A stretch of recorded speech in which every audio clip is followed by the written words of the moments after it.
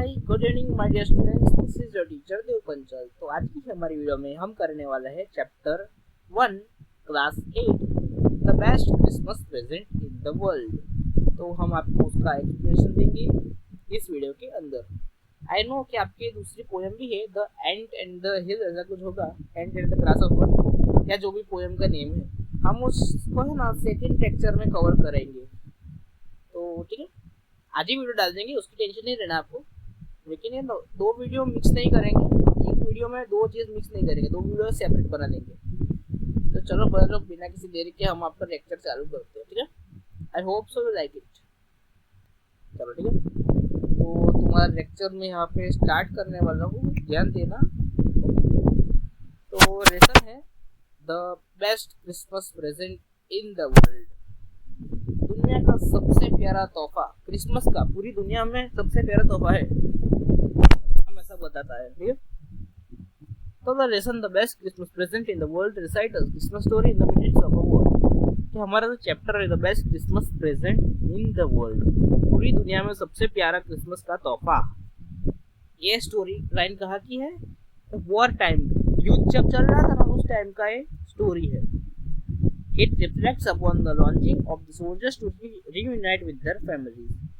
ये हमें किस चीज़ पे फोकस करता है कि सोल्जर, अब आप जानते हैं, आपके अगर कोई युद्ध में गए होंगे तो परिवार से दूर रहना होता है, हम फैमिली से कांटेक्ट में नहीं रह पाते, बॉर्डर पे रहना होता है, युद्ध में रहना होता है, दुश्मनों के बीच रहना होता है, युद्ध होता है, तो कितना कितना खतरनाक सब सीन होते हैं उधर।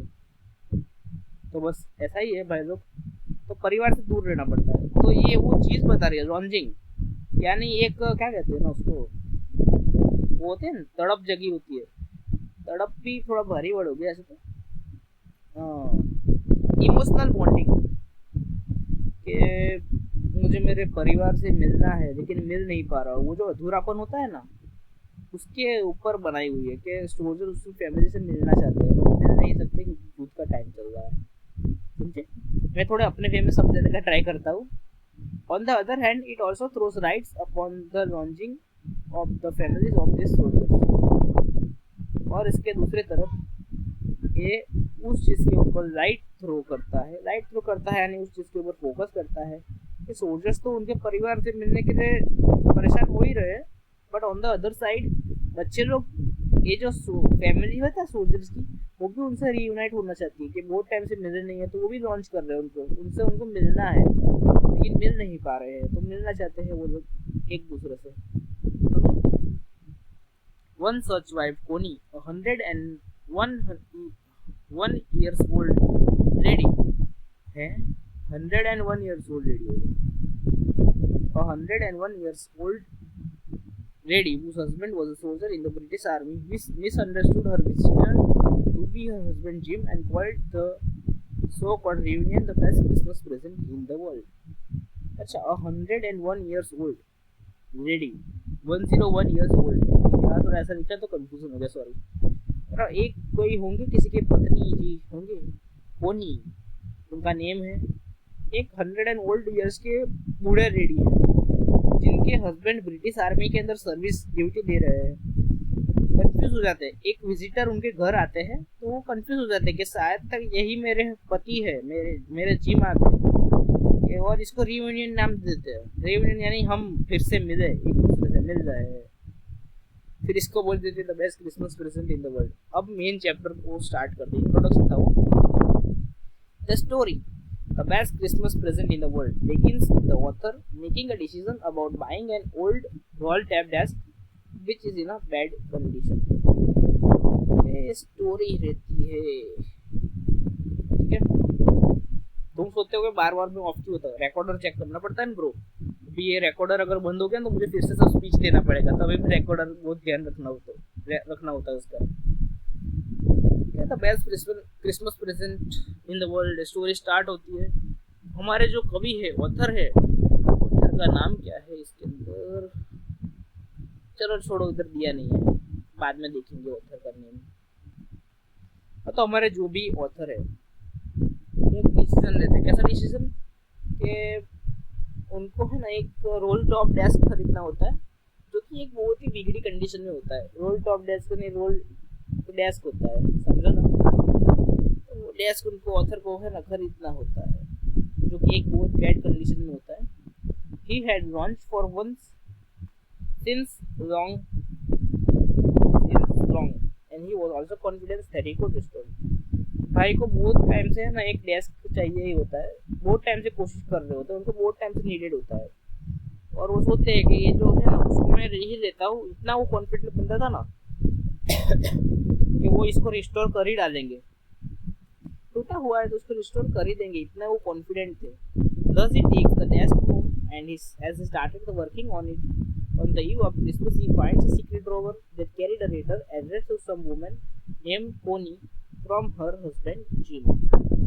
एक टाइम की बात है, हमारे ऑथर जी जब उसको रिस्टोर करना स्टार्ट कर रहे होते हैं, उस चीज को घर लेके आते हैं। जब काम करना चालू करते हैं कब?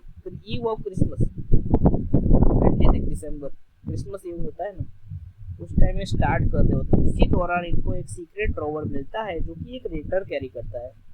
एक लेटर उसके अंदर रखा होता है जो किसको दिया गया होता है, किसको एड्रेस किया होता है, एक वीमेन को जिसका नाम होता है कोनी। उनके हस्बैंड जिम के द्वारा ये लेटर उनको दिया जाता है। It said that it was his last letter and was dated December 26, 1940। ये लेटर बताया जाता है कि ये लेटर आखिरी लेटर था उनका दिया हुआ, उनका भेजा हुआ, उनका दिया हुआ आखिरी लेटर था, जिसके ऊपर डेट क्या थी बच्चों? 26 दिसंबर 26, 1914। तो ये उनकी लास्ट डेट थी, समझे। It was written at the time of war between Germany and Britain। ये लेटर किस दौरान लिखा गया था? जब जर्मनी और ब्रिटेन का युद्ध चल रहा था, उस टाइम उसके बीच में ये लिखा गया था। ये उस टाइम ये लेटर को लिखा गया था। It enlisted the series of events that followed on the day of Christmas, the year 1914, a wonderful thing that happened in the words of Jim। ठीक है, लेटर में ना बहुत अच्छी चीजें, जो बहुत अच्छे से इवेंट्स हुए थे, घटनाएं हुई थी, उसके बारे में लिखा गया था। कि क्रिसमस के दिन जब साल था 1914, एक बहुत ही मस्त चीज हुई थी। किसके वर्ड्स में लिखी गई थी? जिम के वर्ड्स में, जिम के द्वारा लिखा गया था, ये उनके शब्दों में लिखा गया था ये letter. He wrote about how the two armies came together to celebrate the spirit of Christmas despite belonging to enemy nations। He wrote about how the two armies come together to celebrate the spirit of Christmas despite belonging to enemy nations। अरे वो बहुत प्यारी बात लिखी यार, कि हमारे author लिखते हैं कि इस दिन बहुत ही अच्छी प्यारी चीज हुई थी कि दोनों ग्रुप की आर्मी साथ आई थी और हम लोगों ने सब साथ में क्रिसमस को सेलिब्रेट किया था। Spirit of despite belong to enemies army, ठीक है, एनिमी नेशन, कि वो सब भूल के कि हम सब एनिमीज है, एक दूसरे के एनिमीज है, उसको भूल के हम सब साथ में ने क्रिसमस सेलिब्रेट किया था। ठीक है, क्रिसमस आई थिंक भगवान का कुछ त्योहार होता है, जीसस क्रिस्ट का बॉर्न था क्रिसमस के टाइम, तो इन्होंने सोचा था साथ में हम उसको सेलिब्रेट करेंगे ऐसा। लॉर्ड जीसस क्रिस्ट, ऐसे डायरेक्ट नाम से नहीं बोला ना, लॉर्ड लगाना, वो भी ईश्वर है, प्रभु है वो जी। ठीक है, केम टुगेदर, अच्छा सब साथ में मिलकर सेलिब्रेट किया था। They forgot about the differences for a while and realized they had much in common. ये है ना, उस दिन उस दौरान उनके बीच में जो भेदभाव थे, जो डिफरेंसेस थे, जो ऊंच नीच थी, उस सबको भूल जाते हैं और थोड़ा रियलाइज करते हैं कि उन सब के अंदर बहुत सारी चीजें है ना सिमिलर है, कॉमन है, एक दूसरे से बहुत जुड़ती है, सामान्य है ऐसा। ठीक है, फिर नेक्स्ट में दे शेयर्ड स्नैप्स यानी उनका कुछ खाने का आइटम होगा। दे शेयर्ड स्नैप्स सॉसेज यानी डॉग आता है, डॉग फूड नहीं, हॉट डॉग होता है ना उस टाइप का, तो वो सॉसेजेस को खाते हैं, स्नैप्स खाते हैं, रम यानी लिकर दारू होता है, एक दूसरे को शेयर करके पीते हैं। The two officers Jim and Hansful developed a good bond over chit chat यानी बातें करना। तो इन दोनों ने है ना बातें करते करते बहुत अच्छे रिश्ते जोड़ दिए थे, ऐसा बोला जा रहा है। गुड बॉन्ड, बहुत अच्छा फ्रेंडशिप बन गई थी इनके बीच में।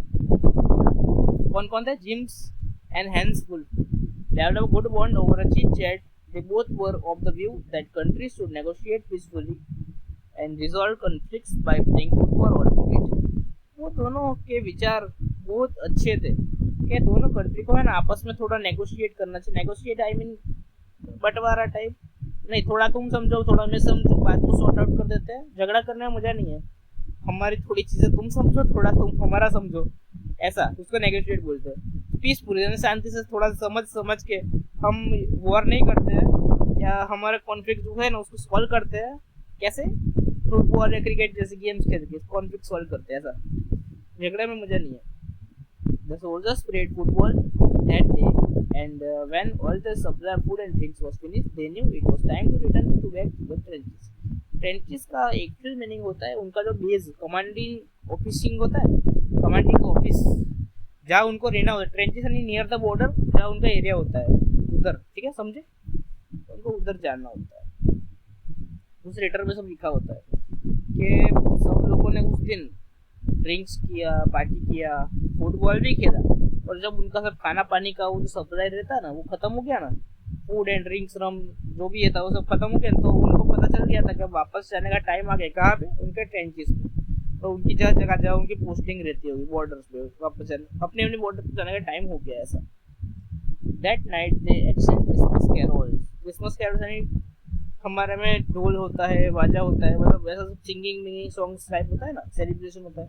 आई थिंक ये भी ऐसा क्रिसमस कैरोल्स, क्रिसमस बेल्स उस टाइप का कुछ होगा.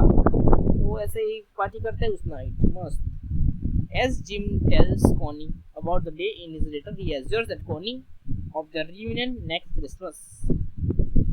Okay?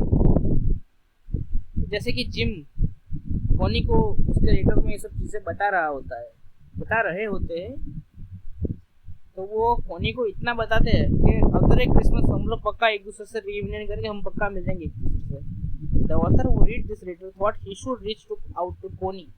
ऑथर जो लेटर पढ़ रहे होते हैं वो सोचते कि इन भाई को पक्का कोनी से मिलना चाहिए. वो उनसे मिले होंगे, उनसे रीच आउट किया होगा, मिले होंगे. He finds the address mentioned on the envelope and discovers that the house have been burned and Connie, 101 years old lady, now lives in a nursing home. हमारे भाई ऑथर भाई वो एड्रेस को ढूंढते हैं और उनको मिल जाता है. एनवेलप में लिखा था तो उसको एड्रेस मिल जाता है, लेकिन उनको फिर पता चलता है कि हाउस तो है ना, घर तो जल चुका है, और वो जो अब 101 साल की बूढ़ी लेडी है ना वो अब नर्सिंग होम में रहा करती है. घर जल गया, अब वो नर्सिंग होम में रहते हैं. ऑथर हमारे जो होते हैं वो नर्सिंग होम विजिट करते हैं और जो कोनी होती है उनको वो लेटर को देते हैं, उनके हाथों में थमाते हैं. Hands over the letter to Connie. वो उनको letter was immensely enjoyed on reading the letter. कोनी बहन को वो लेटर पढ़ के बहुत ही मजा आया था. उनको अच्छा लगता है लेटर पढ़ने के बाद. She misunderstood the author to be her husband Jim and calls him the best Christmas present in the world. के वो है ना ऑथर को, यानी उनके जो हस्बैंड रहते हैं उनको थोड़ा कंफ्यूज. 101 साल का हो गया इंसान तो ऑब्वियस बात है उसकी मेमोरी थोड़ी कमजोर तो हो जाएगी ना. वो पुराने चीजें याद नहीं कर पाएगा. कोई व्यक्ति होगा जो बहुत साल से एक दूसरे को मिला नहीं है तो ऑब्वियसली है. ऊपर से आंखें भी थोड़ी ब्लर नहीं हो जाती पहले लोग, तो कभी तो दिखता भी नहीं है. वही हेल्थ कंडीशन, मेंटल कंडीशन थोड़ी वीक हो जाती है. तो इस कंडीशन में ऐसा कुछ है नहीं है, वो तो मैं नहीं जानता, बट तुम कुछ जनरल बता रहा हूँ. आई मीन तो वो है ना मिसअंडरस्टैंड कर लेते हैं वो ऑथर को उनके हस्बैंड जिम, और उनको बोलते हैं कि ये तो है ना एक क्रिसमस का बहुत ही प्यारा प्रेजेंट होता है. ऑथर को भी है ना एक क्रिसमस के टाइम में डेस्क मिला था, उसमें से लेटर मिला. इन्होंने से पढ़ा, फिर सोचा कि इनको विजिट करना चाहिए. तो ये तो इतना ही था भाई लोग. चलो ठीक है, अपना ये लेक्चर यहीं पे ही एंड करते हैं. मैं तुम्हारा एंड इन द हिल, अरे कौन सी है वो पोएम, वो है एंड इन द क्रिकेट. चलो उसका वीडियो बनाना है अभी, वो भी अपलोड करना है अभी. चलो जय हिंद जय भारत. अगर वीडियो अच्छा लगे तो प्लीज़ हमारे यूट्यूब चैनल को लाइक शेयर एंड सब्सक्राइब करिएगा. जय हिंद भाई लोग एंड मेरे प्यारे बहनों, मेरे प्यारे भाइयों. Bye bye, good day.